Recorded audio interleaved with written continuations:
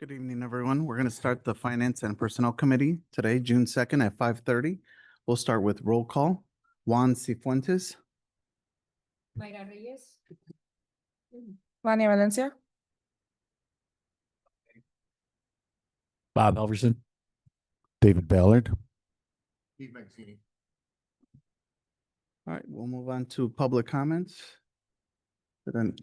Anybody have the clip? Nobody? Oh, none. Okay, so no public comments, and we'll move over to line item 3, informational items. You guys hear me okay? All right. We can go through these are the donations to the district here. So we received 2 large containers of coffee, 1 large container of water, creamer, sugar, and sugar substitutes from Starbucks for the Special Olympics. The second one was 10 dozen bagels from Big Apple Bagels for the Special Olympics program as well. 50 kids ice cream cones from Oberweis for the Special Olympics program. 3 boxes of popcorn from Double Good Popcorn to the faculty and staff at Allen Elementary, which is very nice of them. We did 10 cases of Girl Scout cookies from Troop 1426 for the faculty at Allen Elementary as well. We have a rather large 6,000 new snow pants from Give in Kind. And this is for all East school elementary schools. And it's from Allen Elementary. So there's 6,000 snow pants that'll be coming and distributed at the time of backpacks and kind of everything else. So it'll be for winter coming up. Yeah. It's the entirety of every single elementary. So it should be nice.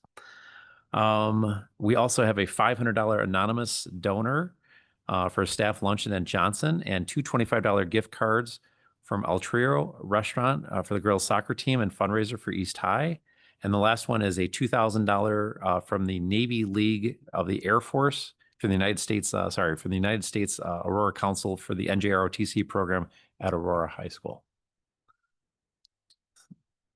So yeah, then the next part, we're going to go, these are the dates and times for the upcoming committee meetings for the FY26 calendar. They're in there as well. Any questions? I don't know if you had a chance to look at those. Are you okay with those? Yeah. Yeah. Yeah. Okay. Yeah. Okay, they follow pretty much the same format we'd had for this year. So the next part, we have the monthly financial reports that are in there. So we doubled up this month. We have the financials from both March and April, along with the payroll reports in there for both March and April. Any questions on those? Hold on just 1 second. Sure.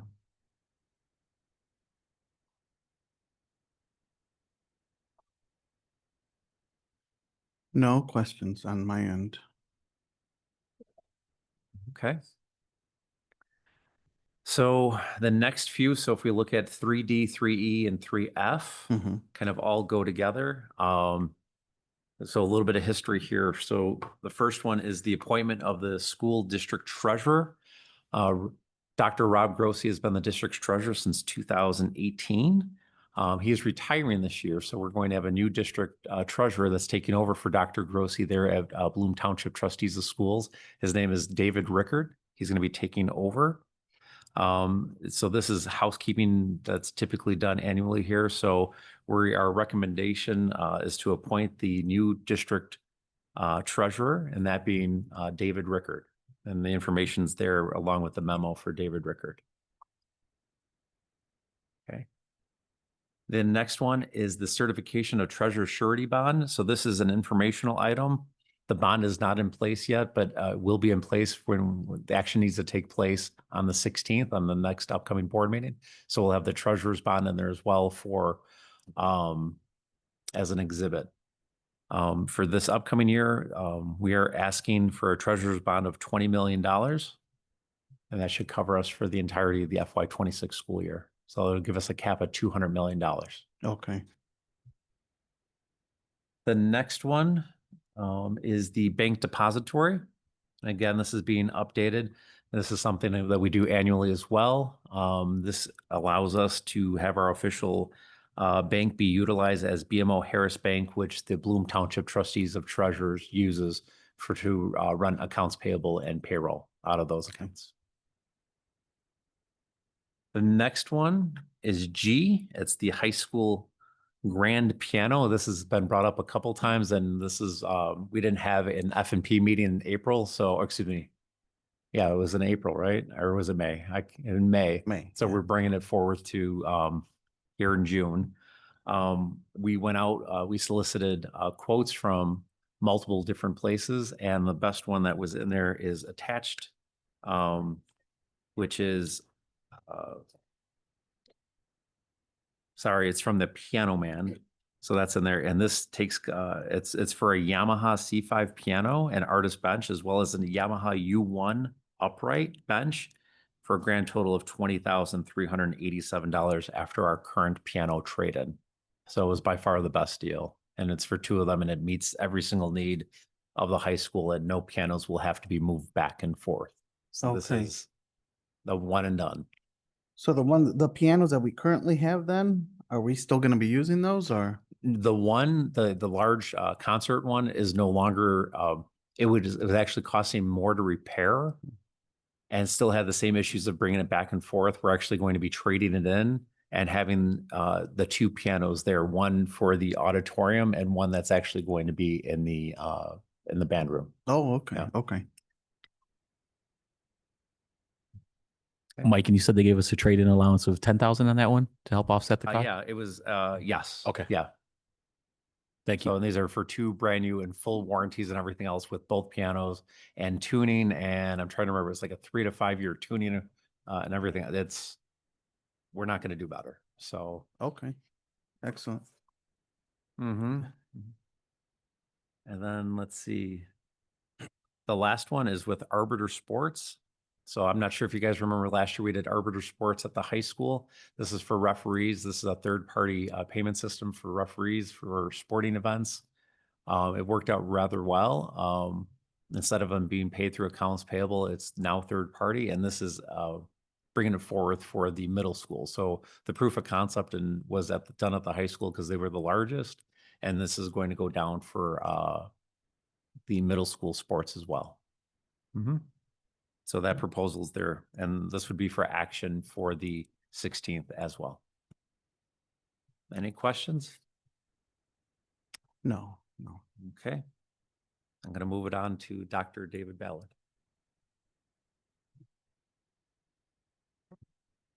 Turn on my microphone. Thank you. We have a number of press policies here that are reading for first review this evening.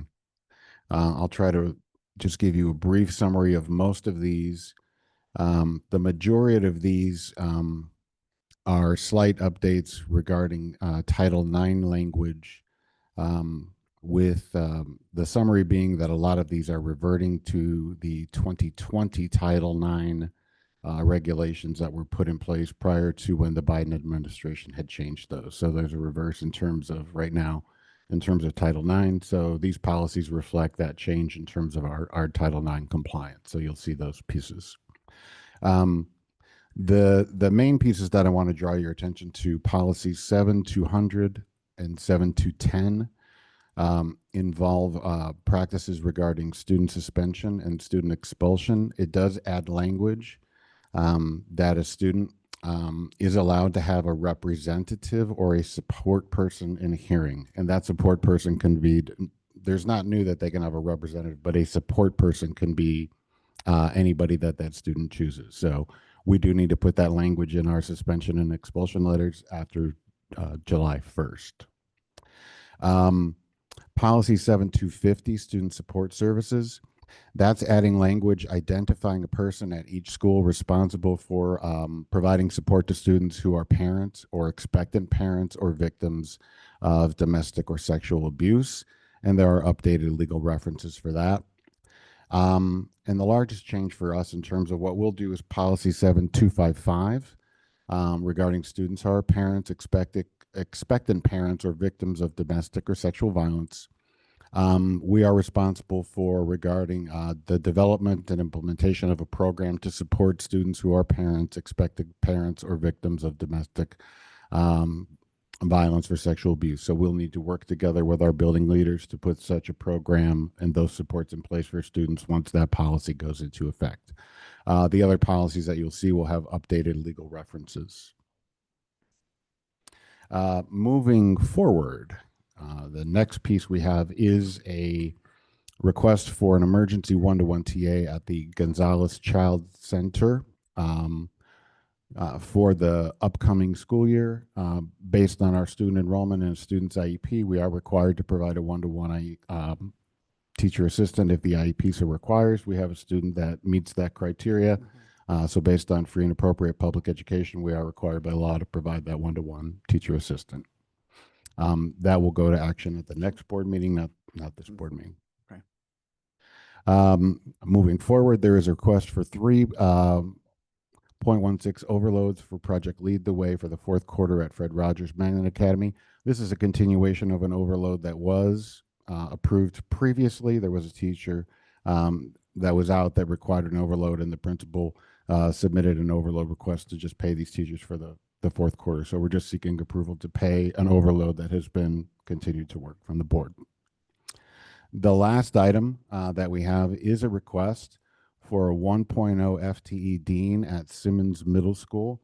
You have that information and memo in your packet. For backstory and context, it was 2 years ago, I guess, at this point, that we added a dean at both Waldo and Cowherd Middle Schools. We did not add one at Simmons Middle School. Simmons Middle School at this point is our largest middle school to not have a middle school dean position. So we're asking, based on the large number of students, the student to dean ratio, and the number of continual discipline, social emotional pieces that we deal with at the middle school level, to add that dean to just right size all of our largest middle schools with the necessary supports that are needed. I should mention that the Project Lead the Way and the dean request would be coming down for action tonight in some shape or form. Any questions that you may have? Not in specific to the dean, but I guess with the structure over at Simmons, I think we initially had maybe 2 principals or 1 principal. At the time, yes, there were 2 co-principals at the Okay. time and an assistant principal. So that has changed because we'll have an assistant principal and 2 And a principals and a dean. So that will look similar, exactly like our other middle Other schools are schools. Oh, perfect. staffed. Okay. Yes. All right. Any questions from anyone? No? All right. Guess we'll adjourn at 5:42 PM. Thank you.